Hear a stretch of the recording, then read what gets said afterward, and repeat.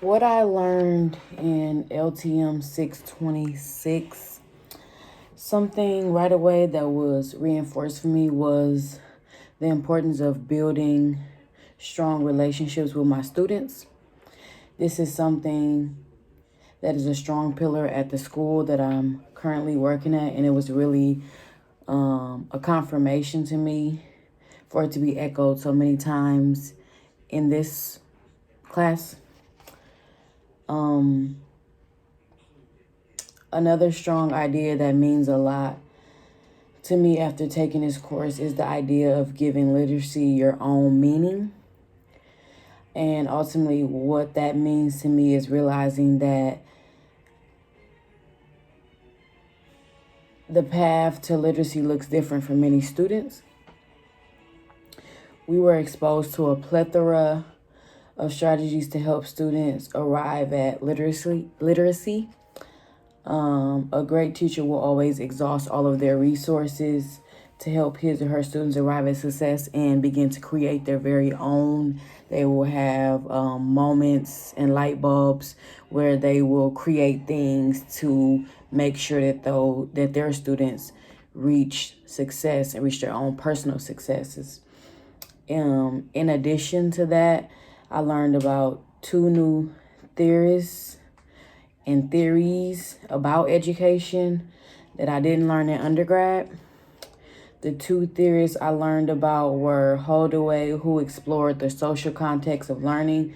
He believes children move through and between four different stages. The first stage is observation of demonstration, of which the learner is the audience. So they watch the teacher and then they watch a demonstration and then they move through the different stages based on that demonstration. Stage two is where is guided participation, is where the learner has guided part is guided by the teacher, and both the learner and the teacher participate. Stage three would be unsupervised role playing practice. This is where the student or the learner is self-regulating and the teacher supports only when needed. And then you arrive at stage four, which is performance, where the teacher becomes the audience and the learner is the teacher at that time.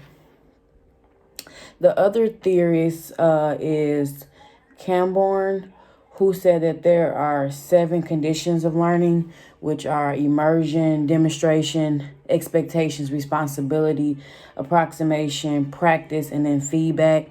So kind of weaved in with some of the ideas from Holdaway, but some things that stick out to me would be like feedback, glows and grows. These are something that are very important in the education world today. The immersion piece, helping the student get their feet wet and providing the I do, the we do, and the you do practice for students. So these are theories that I had not been exposed to or learned about in undergrad. So that's something I took away from this class.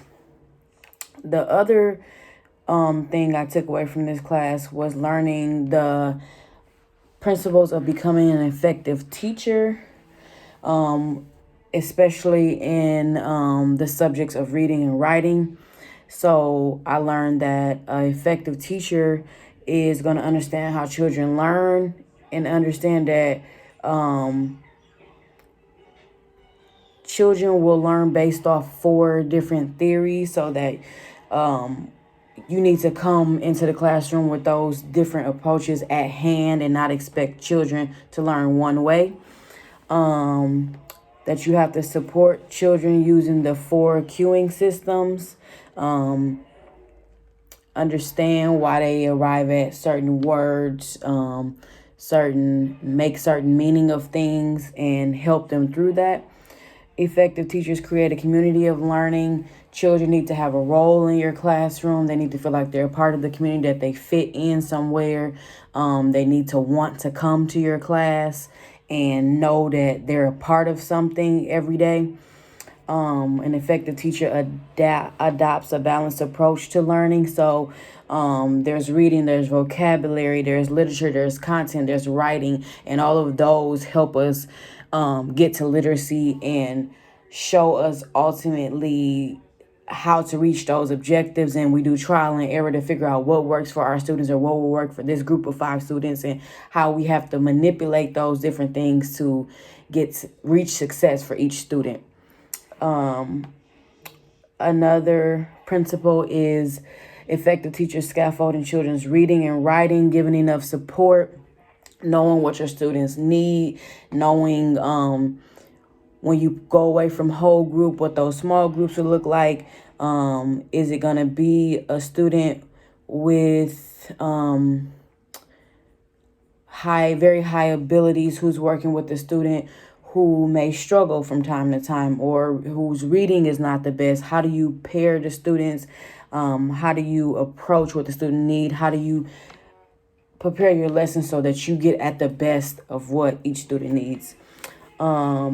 Another principle is organizing literature in 4 ways. So with guided reading, do you do circles? Are you doing guided reading workshops, having something different for students to do in 20-minute spans, not overdoing it? All of these things were reinforced for me in this class.